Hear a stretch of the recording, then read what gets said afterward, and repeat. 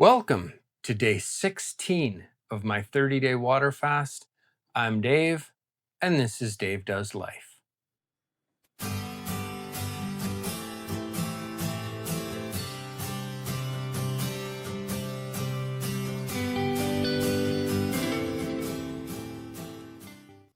Well, today I feel actually really pretty good.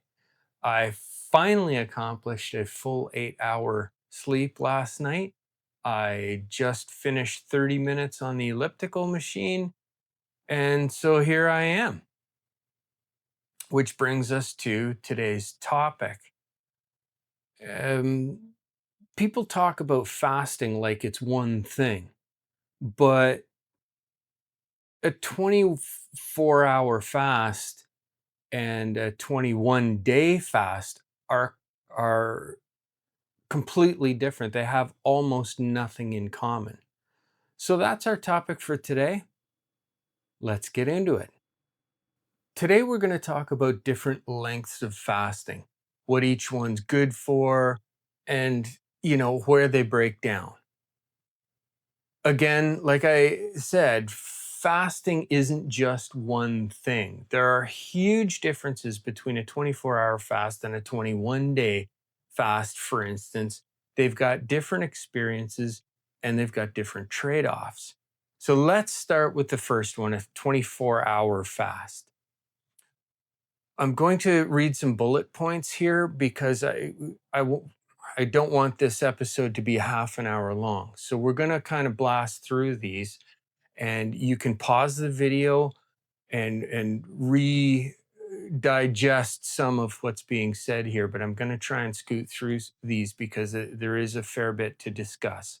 So the first one is a 24-hour fast, one day. Now, what it's good for, simplicity, obviously, quick metabolic reset, um, easy recovery for when it's over. You almost have to do virtually nothing. Um, Mental discipline, and it fits in with normal life, not an issue. As far as limitations go, there's very minimal body adaptation. It's mostly habit breaking, not real deep physiological change.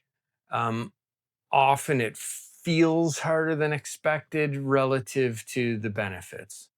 So, a quick 24-hour fast, perfect way to start to get your mindset really. Let's move on to the 3-day fast, very popular. It's good for a metabolic shift. Okay. Hunger quiets down. Um, it teaches the body to adapt. You're going to get some mental clarity in there that will improve. However, with a 3-day fast, days 2 and 3, if you look back at my videos, days 2 and 3 can be rough. Expect that. You're going to just get the very first tip of the iceberg of sleep disruption. Um, Electrolytes start to matter. It's not real super critical in a 3-day fast. You're just kind of tippy toeing there whether you want to take electrolytes or not. Um, a 3-day fast really isn't socially convenient. You've just got to stuff it into your week somewhere. Um, a 3-day fast is where fasting kind of stops being theoretical. This is getting real. So the next fast would be like a 5 to 7 day fast. Let's get into that. A 5-day fast, this is where it gets real. There's deep physical adaptation happening at this point. Hunger is mostly, if not completely, gone. Um, a lot of people will find a strong mental clarity and calmness set in. There's a clear separation at this point from your normal food routines. Um, so that's those are really the strong points of a 5 to 7 day fast. Now, the trade offs here are sleep often changes. In my case, it's not often, it's always. Energy will fluctuate, and not the spikes that you get when you're eating. It fluctuates, but it fluctuates in very slow waves. A 5 to 7 day fast requires planning, of course. Recovery starts to matter. How you're going to come off that fast. It's you're we're getting into that area where planning for recovery is it's not critical at this point, but it's a serious consideration. So let's move on to the 10-day fast. Maybe not quite as popular as some of the others, but a 10-day fast, you are going to get full physiological adaptation, full on. You very stable hunger issues. So hunger is has stabilized, meaning it's gone. Mental, what's the phrase? I guess mental quiet, mental calmness. Look forward to that. You're gonna get it. Uh, you're going to start to adapt a routine without food. As I said in my earlier videos, it is shocking the amount of hours I gain every day by not eating, not thinking about food, not doing the dishes, not cooking, not cleaning up. You're going to feel that on a 10-day fast. Now, what does it cost? Once you get into that area, this would be like a mid length fast. This is not a short fast anymore. It's not the long fast. This is a midway fast. But at this point now, there's a narrow margin for error, right? So do your research. Electrolyte management is really, again, I hate to use the word critical, but it is a serious issue. Invest in some electrolytes. Social isolation increases. You're fasting, not a day, not 3 days, not a week, 10 days. So if social events are part of your regular lifestyle, consider you're not eating for 10 days. So by this point, you're not really testing willpower, you're managing your bodily systems. Now we're into the 14 to 21 day fast. This this is the real deal. 2 to 3 weeks. You're going to get a profound daily routine reset. You will experience some deep introspection. And what I mean by that is it's going to occur to you, wow, I didn't realize I was doing that. Or it's going to occur to you, wow, maybe I should have been doing this all along. You're going to discover things about yourself that you had no idea before.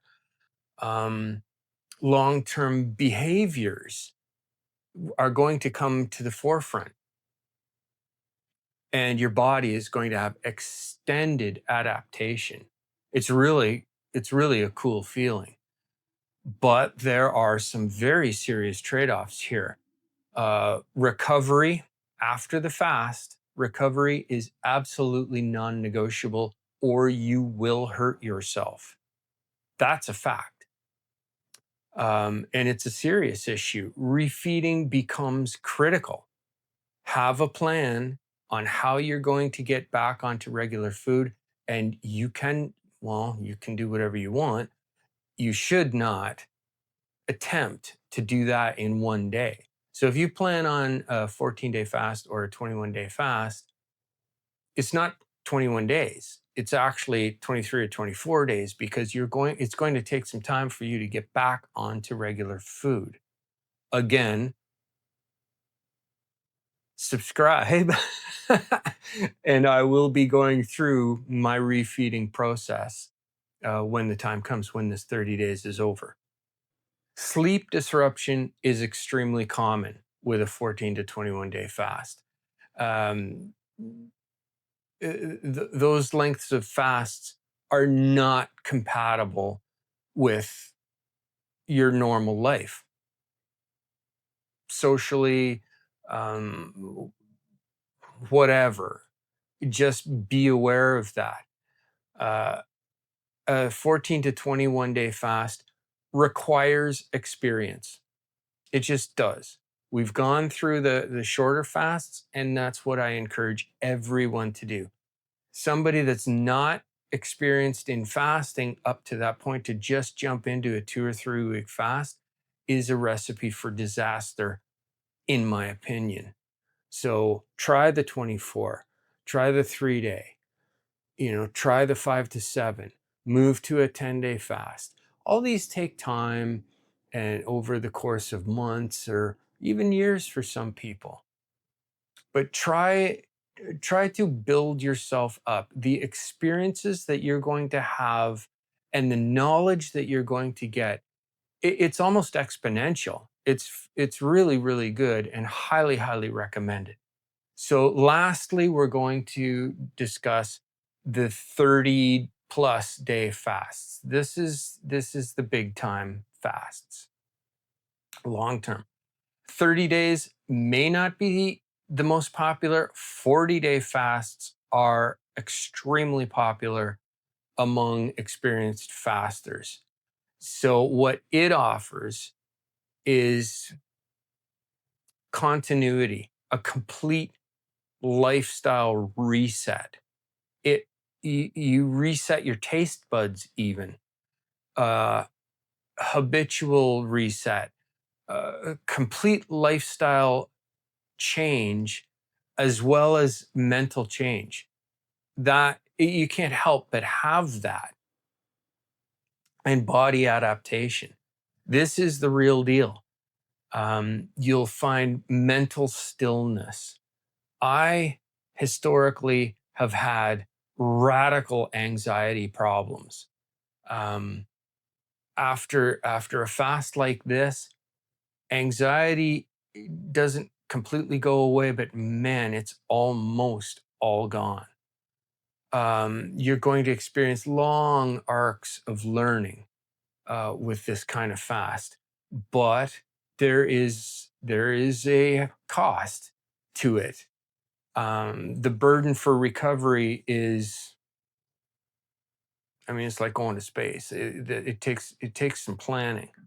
If you mess up on your recovery, and what I mean by recovery is recovering from the fast, getting back onto regular food, refeeding, you can't mess that up at this point. If you mess that up, I can't overstate how dangerous that can be. Um, it's easy to mistake endurance for benefit. This isn't about endurance, right? This is about benefit. Don't mistake endurance for benefit. Um, and they have a saying: mistakes have long tails. If you make a mistake during a 30 plus day fast, it's going to have an effect all the way down the line. So by this point, a fast becomes a lifestyle. It's not just temporary at this point. You're making real life changes. In summary, I guess to wrap this whole thing up, most people don't need longer fasts. They need better matched fasts. Okay. So different goals require different tools. I talked about goals, I think, back on day 3, if you want to look back at that video. For instance, if you're just looking for habit breaking, short fasts will do it every time. If you're looking for body adaptation, to change your physiological activities, medium fast, way to go. If you're looking for a deep, deep reset, that's where your longer fasts come in. So I used to think longer meant better. But my experience, and I don't want to sound pretentious, when I say experience, you can have the exact same experience. You start short, move to medium, just keep moving through, go into long fasts, and you're a fasting professional by the time you're doing 30 plus fasts. Experience will change your outlook. Um, Fasting isn't about going as long as possible. It's about choosing the right length for the right reason. So, with that being said, that's where I am today, and I'll see you tomorrow. Oh, oh, oh, oh. Dave does live.